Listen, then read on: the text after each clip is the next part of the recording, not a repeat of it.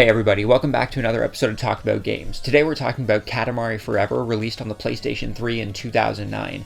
Similar to its predecessors, Katamari Forever has you controlling the prince to roll your Katamari over objects smaller than itself in an attempt to make it as large as possible. But why on earth would you want to devour helpless objects, structures, and even people? Well, to answer that, we need to go beyond our stars.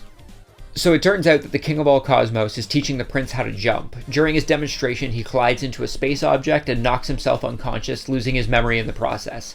The prince takes it upon himself, with the help of the cousins, to build a robotic king to fulfill the king's duties.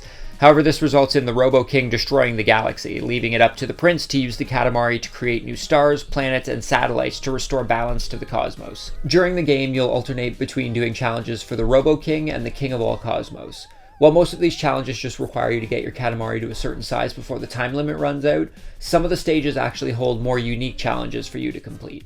These levels may task you with a range of challenges, such as rolling up a snowball in order to create the head for a snowman, using water to clear layers of sand from a formerly green area, having you roll a sumo wrestler around eating food so he can grow bigger than his rival and finally defeat him, and so many more.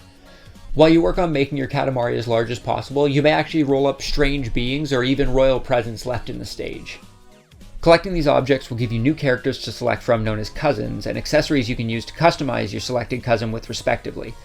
Before entering a stage, you can actually look at the bottom right hand side of the screen to see how many presents and cousins are available within that stage. Once you've accumulated some cousins and presents, you can head over to the cousin and present option from the main area and select which cousin you'd like to have push your Katamari around. With 6 pages of 10 cousins per page, the game has a total of 60 cousins to choose from once you've unlocked them. After choosing your preferred cousin, you can go over to the present option and select between head, face, and body accessories to personalize your cousin to your liking. While making your way through the stages, you can also find power-ups that will assist you in making your Katamari larger. These include the King's Heart, an item that will remain active for a short period of time, absorbing smaller objects than yourself into your Katamari, and the King's Broken Heart, which will instantly absorb smaller objects around you within a certain radius. At the end of each stage, the King or Robo-King will rank your performance quite harshly, may I add, and will either praise or criticize your cosmic efforts. This ending sequence will also reveal any cousins or presents you may have discovered during that stage. Beware though, failure to complete a stage's goal will have you taken to an active volcano where you'll be scolded and forced to dodge fiery boulders in a minigame. During your first playthrough of the game, you'll be playing each stage on Forever mode, or the new game mode. Once you've completed each of the challenges once and returned the King of all Cosmos back to his former glory, you'll unlock Drive mode and Eternal mode for some of the stages. Drive mode has your Katamari automatically propelling itself forward at twice the speed, and Eternal mode has you playing a bit more casually. There's no time restriction on the levels. You can absorb stuff at your own pace and end the level whenever you see fit. You can also unlock Classic mode for some of the stages, which has you playing the stage at normal speed. However, you can't collect power-ups and there's no jumping like in the previous Katamari games. That's not all though, the game actually features a multiplayer mode. The game offers both a versus and a co-op mode.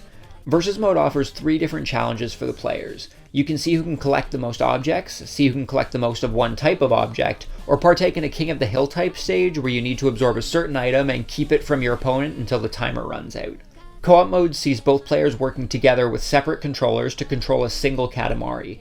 Each of the 3 challenges in this mode have you collecting items to reach a certain size before the time limit runs out. And these co-op stages are hard as hell. Honestly, we only ended up beating one of the 3 co-op stages, and that's because I cheated and just used both controllers on my own to make it easier to control the Katamari.